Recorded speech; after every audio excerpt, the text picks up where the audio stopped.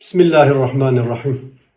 Aziz milletimiz, dilini yaşatamayan bir milletin değerlerini birer birer kaybederek yok olması kaçınılmazdır. Dilimizi yaşatmadan geleceğe güvenle bakamayız. Coğrafyamızın zenginliği olan dillerimizin bir kısmı zamanla asimilasyona uğramıştır. Rabbimizin ayeti olan dillerimizi korumak için çaba harcamamız zorunludur. Bunun için dillerimizi evlerimizde ailemiz, akrabalarımız, dostlarımız, iş yerlerimizde tüm müşterilerimizle konuşalım ki gelecek nesillerimiz ana dillerini unutmasınlar. İyi bilmeliyiz ki bugün dillerini unutan toplumlar birkaç nesil sonra kimliklerini de tamamen kaybedeceklerdir.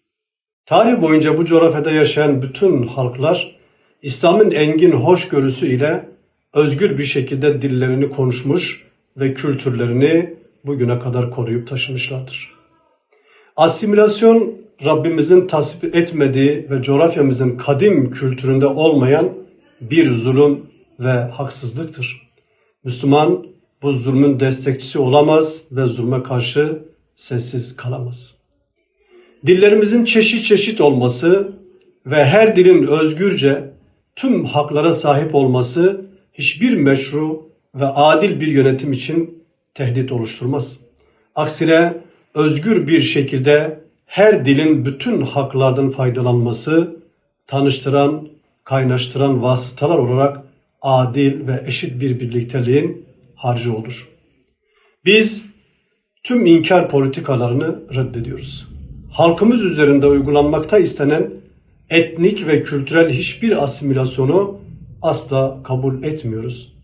Ne dilimizin ve rengimizin ne de ilahi referanslarımızın inkarını asla kabul etmiyoruz. Hem dinimize hem de dilimize sahip çıkıyoruz. Bunun için tüm halkımızı kendi ana dillerinde konuşmaya, ana dillerini sonraki nesillere aktarmak için çaba harcamaya davet ediyoruz. Ortaokullarda seçmeli ders olarak okutulan diğer diller başlığı altında milyonlarca insanımızın ana dili olan Kurmancı ve Zazaki dersleri de bulunmaktadır. Seçmeli ders tercihinde Kurmancı ve Zazaki derslerinin tercih edilmesi çocuklarımızın ana dillerini öğrenmesi için fırsattır. 2025-2026 eğitim ve öğretim yılında ülke genelinde yapılan çalışmalara verdiğimiz destek neticesinde Kurmancı ve Zazaki derslerini seçen öğrenci sayısında ciddi bir artış olmuştur. Hedefimiz bu sayıyı halkımızın taleplerine karşılık gelecek bir seviyeye yükseltmektir. Bu aynı zamanda bu alanda eğitim almış olup atama bekleyen öğretmenlerin atanmasına da yardımcı olacaktır. Seçmeli ders seçimi için belirlenen takvim sona erinceye kadar teşkilatlarımız, kadın ve gençlik kollarımızla birlikte belirlediğimiz hedefe ulaşmak için gayret göstereceğiz. Gelin hep birlikte ana dilimize ve inancımıza sahip çıkalım. Varlığımızı güçlü ve geleceğimizi aydınlık kılalım.